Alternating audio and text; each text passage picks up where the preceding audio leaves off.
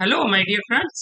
ADM education hub के YouTube channel में आप सभी लोगों का एक बार पुनः स्वागत है दोस्त। जल्दी से आप सभी लोग लाइव आ जाइए और आज की इस क्लास को हम लोग स्टार्ट करेंगे। और इस क्लास में हम लोग डिस्कस करने वाले हैं आज आपका राष्ट्रीय शिक्षा नीति 1986। ठीक है, राष्ट्रीय शिक्षा नीति 1986। इसके बाद फिर हम लोग जो है आरडी एक्ट वगैरह, मतलब अब 1986 से आगे बढ़ेंगे आपका 2012 तक आज लेकर के चलेंगे। और एक स्पेशल वीडियो जो है आप लोगों के लिए बनाएंगे हम आपके राष्ट्रीय शिक्षा नीति 2020 पर। ठीक है, तो वो स्पेशल वीडियो होगा, वो इसके अंतर्गत नहीं आएगा। आपका ये जो पोर्शन है वो समाप्त होने से पहले पहले हम उसको भी एक स्पेशल वीडियो के थ्रू आपको राष्ट्रीय शिक्षा नीति 2020 भी समझा देंगे, क्योंकि राष्ट्रीय शिक्षा नीति 2020 से भी इस बार क्वेश्चन 100% आने हैं, तो उसको भी हम लोग नजरअंदाज इस बार नहीं कर सकते। ठीक है, जल्दी से एक बार कमेंट कर देंगे क्या आपको वॉइस वगैरह सारी चीजें आपको क्लियर हो रही हैं, फिर हम लोग आगे बढ़ेंगे।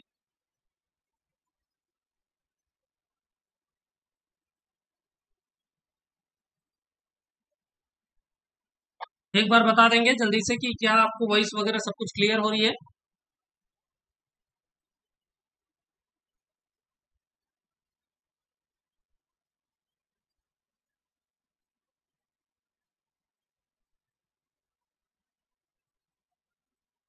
चलिए,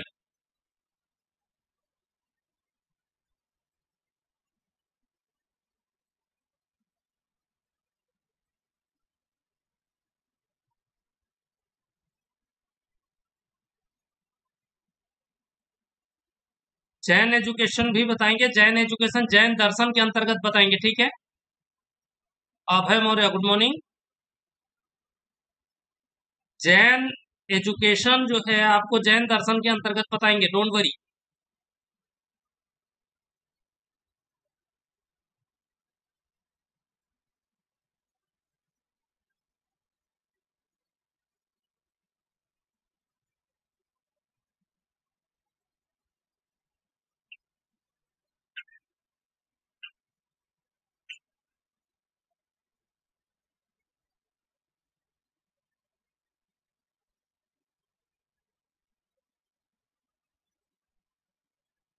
कहिए।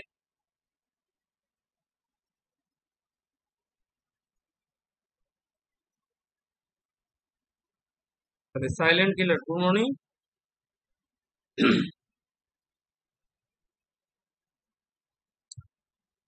आई थिंक सारी चीजें आप लोगों को क्लियर हो रही होंगी, वॉइस वगैरह सब कुछ क्लियर होगी। आइए एक एक करके हम लोग आगे बढ़ेंगे। राष्ट्रीय शिक्षा नीति 1986।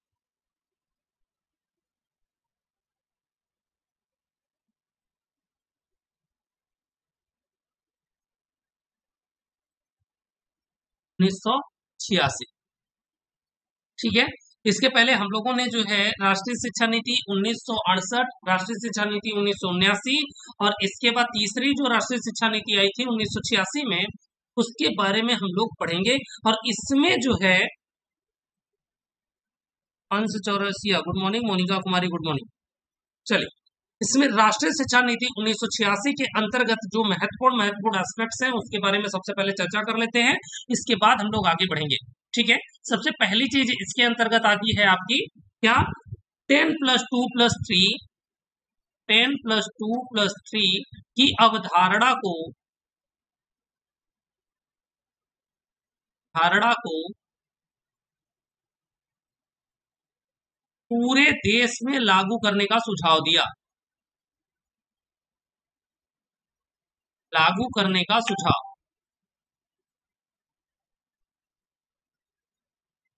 ठीक है, 10+2+3 की अवधारणा को क्या किया, इसने पूरे देश में इसको लागू करने का सुझाव दिया है। और दोस्त यहाँ पर आपको एक बात और ध्यान रखनी होगी कि आपके इसके पहले की संरचना क्या थी। जो राष्ट्रीय शिक्षा नीति 1968 में क्या संरचना की बात की गई थी, तो उसमें बात की गई थी एट संरचना को बदल करके यूनिवर्सल संरचना एक बना दी गई 10+2+3 की, और उस अवधारणा को पूरे के पूरे भारत में लागू करने की बात की गई। ठीक है, चलिए आगे इसमें और क्या चीज किस चीज की सुझाव दिया गया, संस्तुत की गई, तो इसमें जो है डाइट्स की स्थापना करने की बात की गई। डाइट्स की स्थापना, इन्होंने कहा कि भाई प्राथमिक शिक्षा में सुधार करना है, प्राथमिक शिक्षा में सुधार करना है तो हमको अध्यापक शिक्षा में सुधार करना होगा, अध्यापक शिक्षा में सुधार करना होगा। और अध्यापक शिक्षा में सुधार करना है तो कोई तो इंस्टीट्यूशन होना चाहिए, कोई जो है मॉनिटरिंग बॉडी होनी चाहिए जो कि क्या करे, जो कि प्रॉपरली मॉनिटर करे प्राइमरी एजुकेशन को और साथ ही साथ उसके लिए प्लानिंग करे, उसके लिए जो है उसके प्लानिंग को एक्सक्यूशन के लिए बात करे।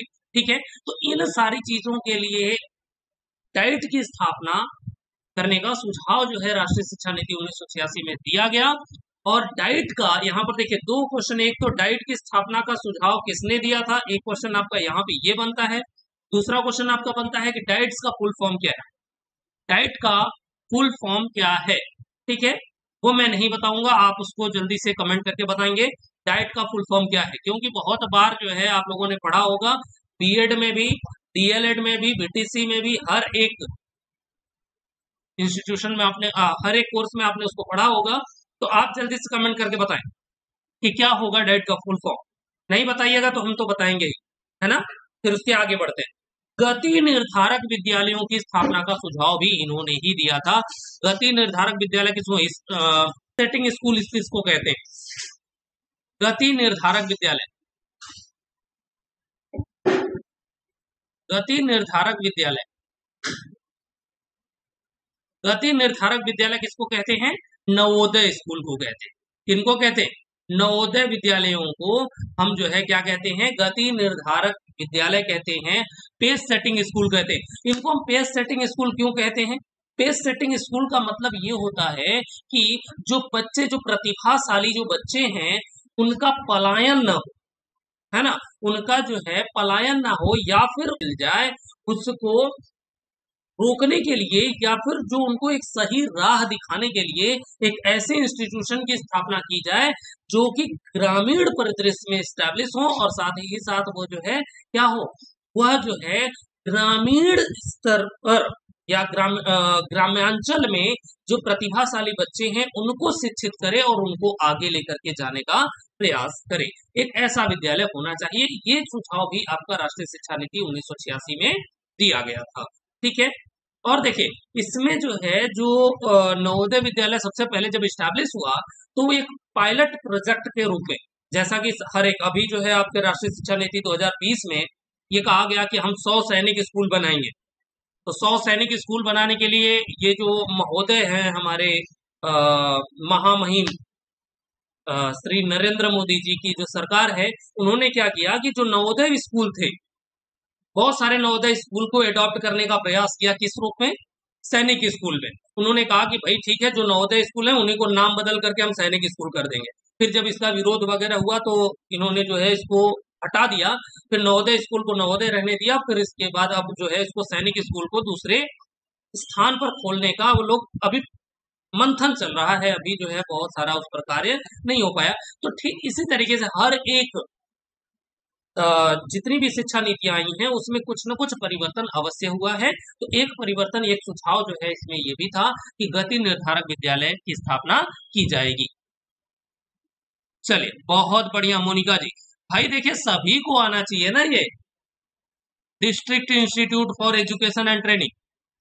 अब डाइट का फुल फॉर्म अगर हमने आपको कहा तो एक बार अगर आपके माइंड में अगर है तो आप टाइप कर दीजिएगा, तो एक बार आप लिख न लेंगे उसको, एक बार लिख लीजिएगा तो वो याद रहेगा आपके। ऐसा नहीं है कि मुझे नहीं आ रहा।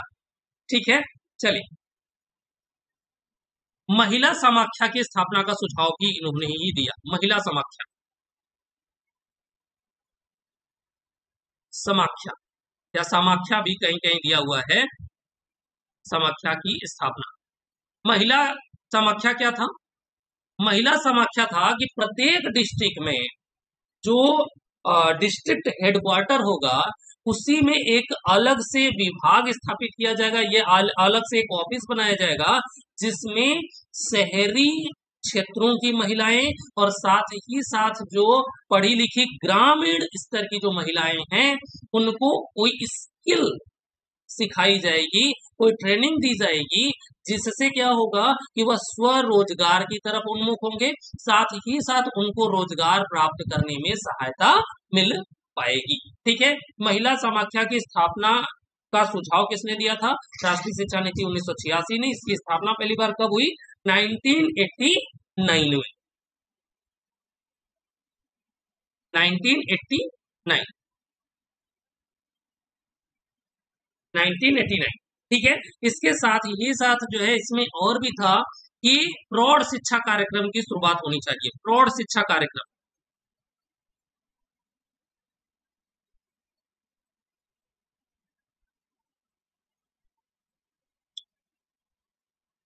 शेयर कर दीजिए आप लोग एक बार, जल्दी से आप सभी लोग शेयर कर दीजिए। प्रौढ़ शिक्षा कार्यक्रम की शुरुआत जो है आपका 1988 में हुई, ठीक है। कब हुई? 1988 में। प्रौढ़ शिक्षा कार्यक्रम था क्या? देखिए, प्रौढ़ों को शिक्षित करने के लिए एक कार्यक्रम चलाया गया था। प्रौढ़ किसको माना गया? प्रौढ़ किसको माना गया? यहाँ पर देखिए, प्रौढ़ माना गया है आपको, किसको प्रौढ़ माना गया? जिनकी आयु 15 से 35 वर्ष होगी, है ना। ये भी आपका बीएचयू एमएड एंट्रेंस में 2 बार पूछा गया है। 2 बार आपका जो है बीएचयू एमएड एंट्रेंस आ गया है कि प्रौढ़ शिक्षा कार्यक्रम में प्रौढ़ों से तात्पर्य है 15 से 35 आयु वर्ग के वयस्कों से, 30 साल से ऊपर वाले वयस्कों से। इसी तरीके से 4 ऑप्शन थे आपके पास, तो इसको भी आपके मस्तिष्क में ये भी आपका क्लियर होना चाहिए कि प्रौढ़ हम किसको कह रहे हैं। प्रौढ़ शिक्षा कार्यक्रम जो आया उसमें प्रौढ़ हम किसको मान रहे थे? तो 15 से 35 वर्ष के जो बच्चे थे उनके लिए जो कार्यक्रम चलाया गया वो प्रौढ़ शिक्षा कार्यक्रम चलाया गया, ठीक है। चलिए, शेयर कर दीजिए एक बार अपने अपने हैंड से, सभी लोग इसको शेयर कर दीजिए। और जो लोग अभी भी देखे, अभी भी आप लोगों के एडमिशन ओपन है, अभी जो लोग भी एडमिशन चाहते हैं वो इस नंबर पर 9125 820728 इस नंबर पर आप जो है मुझसे कांटेक्ट करके या फिर आप जो है डायरेक्टली फीस पेमेंट करके 999 रुपए, और आपको जो है ग्रुप में ऐड कर दिया जाएगा। साथ ही साथ आपको जो है एप्लीकेशन का एक्सेस वगैरह सारी चीजें आपको प्रोवाइड करा दी जाएंगी, ठीक है। टेलीग्राम पर जुड़ने के लिए आप लोगों को, टेलीग्राम पर जुड़ने के लिए एडीएम एजुकेशन और जो आप ज्वाइन कर लेंगे, ठीक है। एडीएम एजुकेशन हब टाइप कीजिए उसमें, और इसके बाद आप वहां से जाकर के ज्वाइन कर सकते हैं, ठीक है। इसके बाद देखिए, प्रौढ़ों को शिक्षित करने के लिए एक और कार्यक्रम चला, एनएलएम, ठीक है, नेशनल लिटरेसी मिशन, राष्ट्रीय साक्षरता मिशन। नाम तो सुना होगा ना आप लोग, जब उस समय तो पैदा हो ही गए होंगे। हालांकि हम तो नहीं पैदा हुए थे 1988 में, लेकिन आप लोग पैदा हो गए होंगे, बहुत सारे लोग, है ना। तो जो पैदा हो गए थे उनको तो पता होगा कि राष्ट्रीय शिक्षा ये जो है एनएलएम भी एक प्रोग्राम आया था, राष्ट्रीय साक्षरता मिशन के साथ ही साथ एक तो कंप्यूटर साक्षरता मिशन भी आया था। कंप्यूटर साक्षरता मिशन जो है आपका 2000 के आसपास आया था, है ना। चलिए, एनएलएम जो कार्यक्रम था प्रौढ़ों को शिक्षित करने के लिए, एनएलएम आया। एनएलएम में देख क्या था, इसमें जो है सिग्नेचर करना, मतलब ये था कि जो प्रौढ़ थे उनको जो है कम से कम अपनी वह सिग्नेचर कर सकें, इस प्रकार से उनको ट्रेनिंग दी जा रही थी, ठीक है। राष्ट्रीय साक्षरता मिशन में जो मुख्य उद्देश्य इसका था कि लोगों को लिटरेट करना था। लिटरेट हम किसको मानते हैं? जो अंगूठा लगाता है? नहीं, जो सिग्नेचर करता है लिटरेट मानते हैं। आज भी वही है, परिभाषा वही है कि लिटरेट किसको हम कहेंगे? जो सिग्नेचर कर लेता है, हम उसको लिटरेट कहते हैं। अब कुछ समय के बाद जब धीरे धीरे अब परिवर्तन हो रहा है, तो अब जो है नई पीढ़ी अब क्या कह रही है? लिटरेट हम उसको कह रहे हैं जो पढ़ना लिखना थोड़ा बहुत जानती है। लेकिन अगर हम किताबी भाषा में देखेंगे तो हम, ठीक है,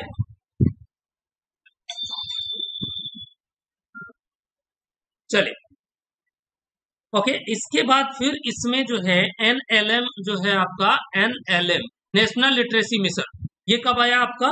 ये 1987-88 में आया, 87-88, ठीक है। चलिए, इसके बाद अगला जो और आता, ऑपरेशन ब्लैक बोर्ड की बात की जाती है। ऑपरेशन ब्लैक बोर्ड,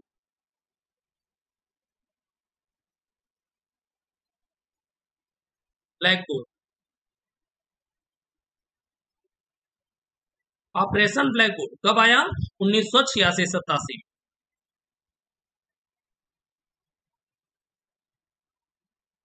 1986-87, ठीक है।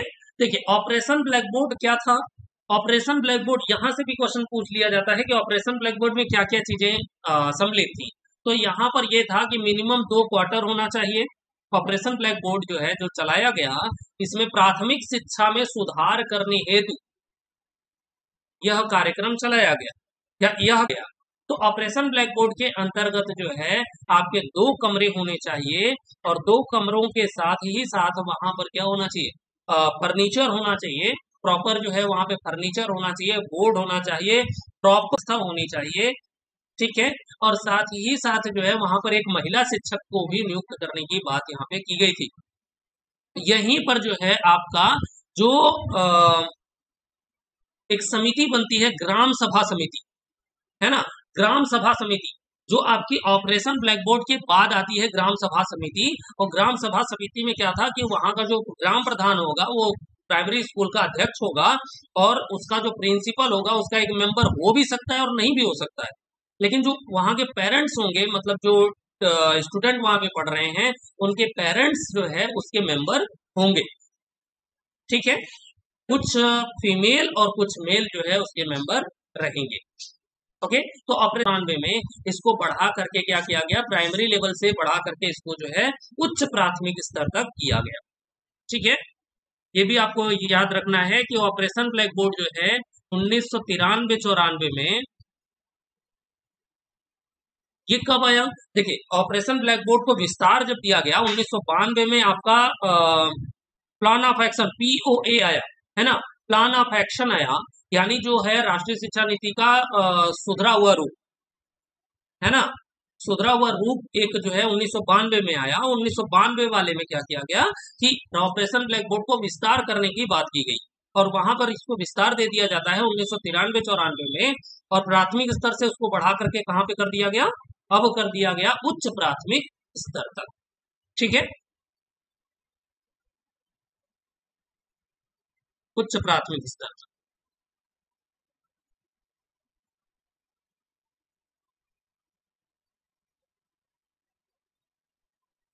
चलिए,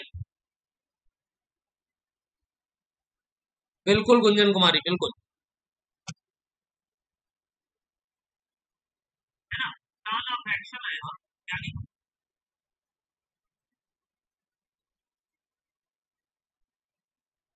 अच्छा ठीक है। देखिए, जो लोग पेड बैच में हैं वो बिल्कुल टेंशन मत लीजिए। देखिए, अभी हो सकता है कि आपको अवेलेबल हो जाएंगी, आपको PDF भी मिल जाएगा, आपको जो है वीडियो लेक्चर भी मिल जाएगा, आपको सारी चीजें, डोंट वरी, ठीक है। चलिए, अब इसके बाद इतनी सारी चीजें आपकी राष्ट्रीय शिक्षा नीति 1986 में थी। अब इसके बाद एक और समिति आई आपकी, राममूर्ति समिति, आचार्य राममूर्ति, या उसको कहें राममूर्ति समिति, 1990। केवल नाम याद रखना है, राममूर्ति समिति, 1990, ठीक है। राममूर्ति समिति 1990, जनार्दन रेड्डी समिति 1992,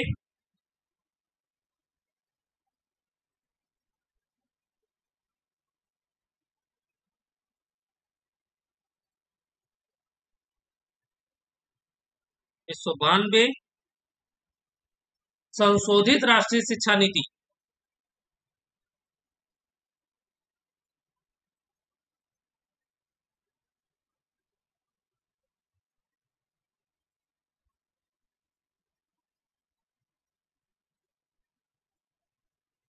संशोधित राष्ट्रीय शिक्षा नीति कब आया ये आया आपका 1992। संशोधित राष्ट्रीय शिक्षा नीति 1986 को ही संशोधित किया गया था, 1992 में। फिर 1992 में ही एक और समिति आती है आपका, यशपाल समिति,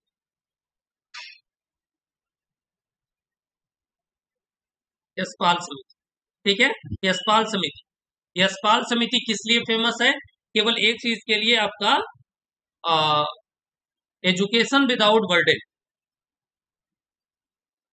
एजुकेशन विदाउट बर्डन के लिए,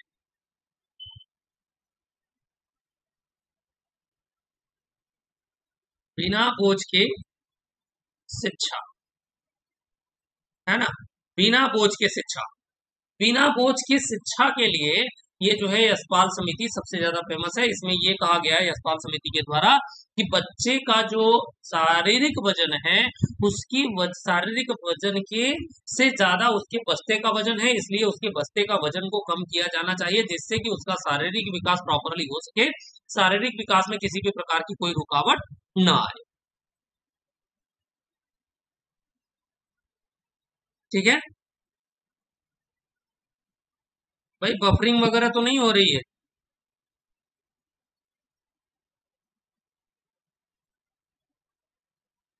चले, आई थिंक सब सब कुछ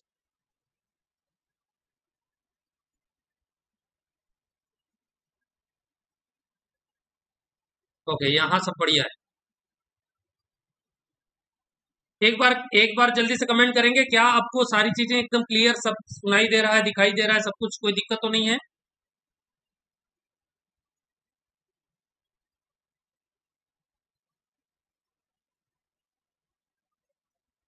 देखिए, अभी भी जो लोग अभी भी ये सोच रहे हैं कि एडमिशन लें ना लें, आप अपना अगर आपने अपना टारगेट सेट किया हुआ है कि आपको बीएचयू से एमएड करना है, आपको किसी भी यूनिवर्सिटी की इसके बाहर का कुछ नहीं आएगा। दिल्ली यूनिवर्सिटी में इसके बाहर का कुछ नहीं आएगा, जितना मैं आपको पढ़ा रहा हूँ इससे बाहर का कुछ भी नहीं आएगा। सागर यूनिवर्सिटी में इससे बाहर का कुछ नहीं आएगा। ठीक है, जो आएगा सब कुछ इसी में से आने वाला है। इस बुक की जरूरत नहीं है। ठीक है, कोई भी प्रैक्टिस बुक वगैरह पढ़ने की जरूरत नहीं है। ठीक है, और मैं कभी आपको वो बताता नहीं हूँ कि आपको प्रैक्टिस वगैरह बुक की जरूरत पड़ेगी। ठीक है, बाकी आपकी इच्छा है, जो मार्केट में अवेलेबल हो आप ले सकते हैं, है ना। चलिए आगे देखेंगे अब हम लोग। यशपाल समिति हो गई, फिर आरटीई एक्ट कब आया? आरटीई एक्ट, यहां से देखिए जो क्वेश्चन बनते हैं ना डायरेक्ट हम लोग वही को हिट कर रहे हैं। आरटीई एक्ट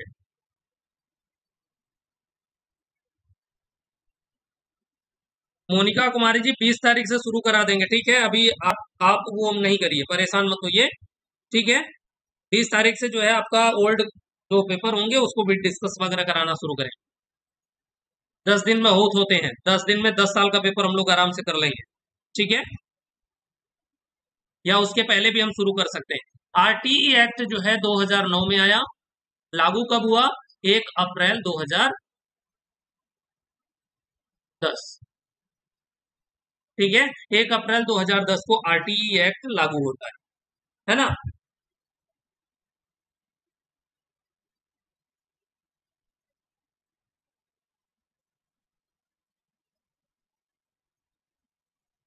आरटीई एक्ट कब लागू हुआ? 1 अप्रैल 2010 को।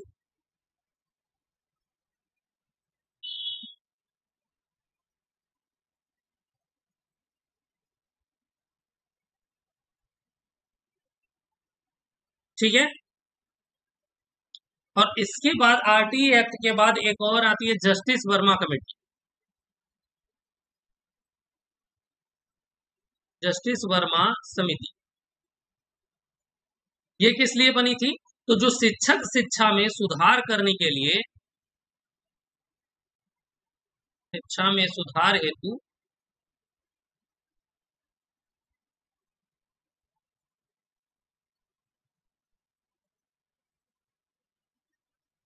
गुंजन कुमारी जी डेली क्लास होती है, लेकिन ये आपको यूट्यूब पर डेली नहीं होती है, ये आपको पेड बैच में ही मिलेगा। डेली क्लास आपको पेड बैच में मिलेगा।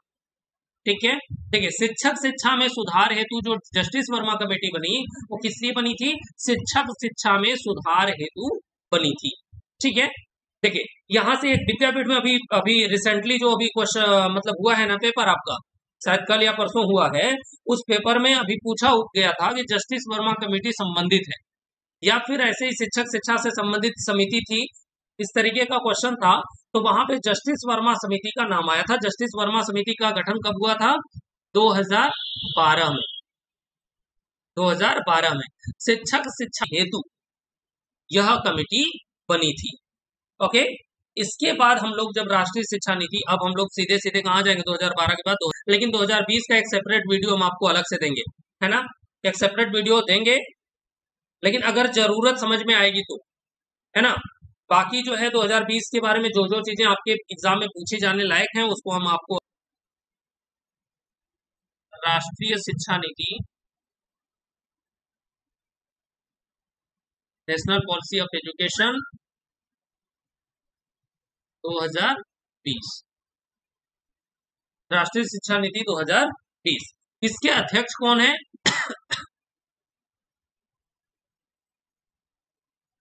डॉक्टर के कस्तूरी रंगन, डॉक्टर के कस्तूरी रंगन। ओके, इस समिति को मान्यता कब मिली? इसका जो है मंजूरी इसको कब मिलती है? मंजूरी मिली 29 जुलाई 2020, 2020। ये भी क्वेश्चन आपके विद्यापीठ में आया था, ठीक है, विद्यापीठ एंट्रेंस में ये क्वेश्चन आया हुआ था कि राष्ट्रीय शिक्षा नीति 2020 को मंजूरी कब दी गई, संसद में यह कब पारित हुआ? तो संसद में यह जो है 29 जुलाई 2020 को पारित हुआ, ठीक है। इसी जो है नीति में जो मानव संसाधन विकास मंत्रालय नाम हुआ करता था शिक्षा मंत्रालय का, उसको बदल करके क्या कर दिया गया? शिक्षा मंत्रालय नाम रख दिया गया, ठीक है। इसके बाद जो शैक्षिक संरचना थी, जो कि कोठारी कमीशन से ही चली आ रही थी, या हम ये कहें कि आपका राष्ट्रीय शिक्षा नीति 1986 से चली आ रही थी, खत्म करके क्या कर दिया गया है? अब कर दिया गया है 5+3+3+4, ठीक है, 5+3+3+4, ये जो है अब इसकी शैक्षिक संरचना रहेगी, ठीक है। तो इतनी सारी चीजें आपके लिए जो महत्वपूर्ण थी वो सब हम लोगों ने इसमें डिस्कस कर लिया है, और बाकी जो कुछ भी बचेगा उसको हम लोग देख लेंगे, ठीक है। गुंजन कुमारी जी, जल्दी ही इस पर क्या मेरिट जाएगी इस बार? ठीक है, अभी सभी लोग धीरे धीरे कमेंट कर रहे हैं और सभी लोगों के आंसर मुझे मिल जाए, सभी लोगों के मार्क्स मिल जाए, ज्यादातर लोगों के, फिर मैं आपको एनालिसिस करके बताऊंगा कि कितने नंबर जा सकते हैं, है ना। यहाँ पर आपका एक दो और क्वेश्चन बन जाता है, जैसे एसएससी, एसएससी का फुल फॉर्म आप जानते हैं, सर्व शिक्षा अभियान, ठीक है। ये कब आया? 2001, ठीक है। आरएमएसए, रमसा, राष्ट्रीय माध्यमिक शिक्षा अभियान, ठीक है, राष्ट्रीय माध्यमिक शिक्षा अभियान, ये कब आया था? 2009 में, है ना। इसके बाद रूसा, RUSA, रूसा, राष्ट्रीय उच्चतर शिक्षा अभियान, राष्ट्रीय उच्चतर शिक्षा अभियान, ये कब आया? 2013 में, ठीक है। ये जो इतना सारा अभियान वगैरह आपके मस्तिष्क में ये बैठा रहना चाहिए कि 2001 में एसएसए आया आपका, एसएसए का फुल फॉर्म क्या है? सर्व शिक्षा अभियान है। आरएमएसए आया 2009 में, आरएमएसए का फुल फॉर्म क्या है? राष्ट्रीय माध्यमिक शिक्षा अभियान है। इसके बाद रूसा आया 2013 में, राष्ट्रीय उच्चतर शिक्षा अभियान, ठीक है।